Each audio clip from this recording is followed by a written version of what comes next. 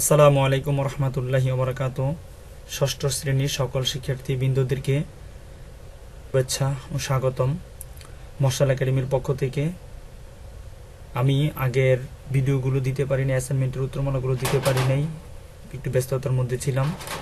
তাই এখন থেকে সিদ্ধান্ত নিলাম আমি এই শিক্ষামূলক কন্টেন্টের মাধ্যমে শিক্ষার্থীদেরকে সহযোগিতা করার উদ্দেশ্য নিয়ে আমি এখন থেকে কন্টিনিউ ভিডিও দেওয়ার চেষ্টা করব ইনশাআল্লাহ।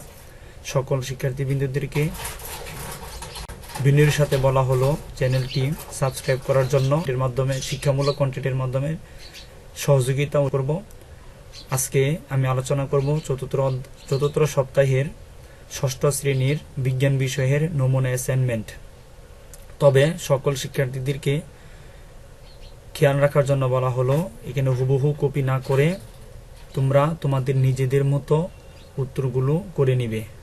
এখান থেকে ধারণা নিয়ে তোমরা তোমাদের নিজেদের মতো উত্তরগুলো করে নিবে। যাই হোক, উদ্দীপক ছিল, উদ্দীপকটি মধ্যে একটি মোমবাতি দেওয়া ছিল, জ্বলন্ত মোমবাতি, আরেকটি হচ্ছে বরফের টুকরা দেওয়া ছিল। এর মাধ্যমে এই উদ্দীপকের আলোকে ক নম্বর প্রশ্নটি ছিল বিদ্যুৎ পরিবাহী ও অপরিবাহী পদার্থের নাম লিখো। উত্তর হবে বিদ্যুৎ পরিবাহী পদার্থ যে সকল পদার্থের মধ্য দিয়ে বিদ্যুৎ চলাচল করতে পারে তাকে বিদ্যুৎ পরিবাহী পদার্থ বলে। কয়েকটি বিদ্যুৎ পরিবাহী পদার্থের নাম হলো তামা, রূপা, সোনা, অ্যালুমিনিয়াম, টাংস্টেন, লোহা ইত্যাদি। বিদ্যুৎ অপরিবাহী পদার্থ যে সকল পদার্থের মধ্য দিয়ে বিদ্যুৎ চলাচল করতে পারে না তাকে বিদ্যুৎ অপরিবাহী পদার্থ বলে।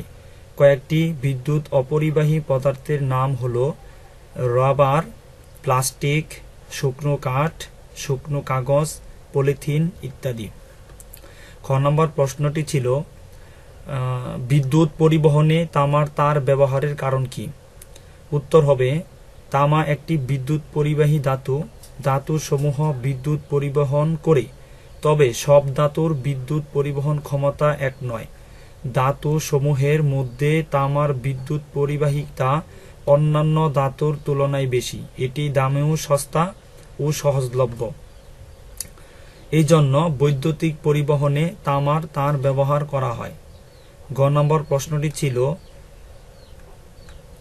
উদ্দীপকের প্রথম চিত্রে মোম গলে পড়ার পরবর্তী অবস্থা ব্যাখ্যা করো। উত্তর উদ্দীপকের প্রথম চিত্রে মোম গলে পড়ার অবস্থাটি তরল অবস্থা, এর পরবর্তী অবস্থা হলো তরল। নিচে তা ব্যাখ্যা করা হলো। মোম জ্বলতে থাকলে দুই ধরনের পরিবর্তন লক্ষ্য করা যায়। 1 নম্বর মোমবাতির গলন, 2 মোমবাতির দহন। যে পরিবর্তনের ফলে পদার্থের অবস্থানগত পরিবর্তন হয়, অর্থাৎ অণুর গঠন এর কোনো পরিবর্তন হয় না, তাকে বলা হয় ভৌত পরিবর্তন।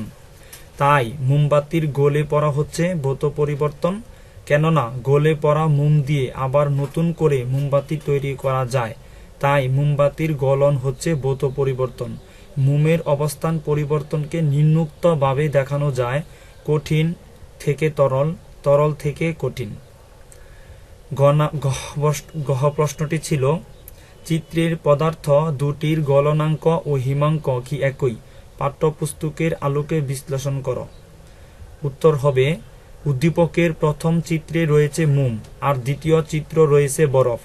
যে তাপমাত্রায় কোনো কঠিন বস্তু গলে যায় ওই তাপমাত্রাকে বস্তুর গলনাঙ্ক বলে। আবার যে তাপমাত্রার তরল বস্তু কঠিন অবস্থায় ফিরে আসে তাকে ওই বস্তুর হিমাঙ্ক বলে।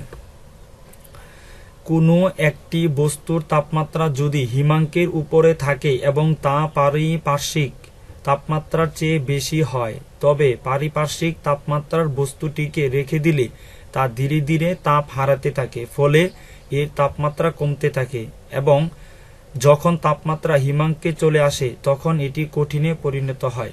যেমনটি মোমের ক্ষেত্রে হয়েছে। মোম যখন তরল অবস্থায় ছিল তখন এর তাপমাত্রা 57 ডিগ্রি সেলসিয়াসের বেশি ছিল। মোম সহ টেস্ট টিউবকে বিকার থেকে তুলে আনায় এটি ধীরে ধীরে তাপ ছেড়ে দেয়, ফলে তাপমাত্রা কমতে থাকে। এভাবে কমতে কমতে যখন তা হিমাঙ্কে পৌঁছায়, অর্থাৎ 57 ডিগ্রি সেলসিয়াসে আসে, তখন জমে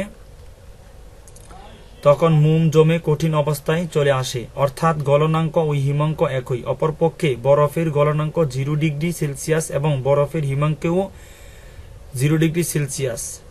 তাই বলা চলে মোমের এবং বরফের উভয়ের ক্ষেত্রে পৃথকভাবে গলনাঙ্ক ও হিমাঙ্ক একই। ধন্যবাদ ভিডিওটি দেখার জন্য।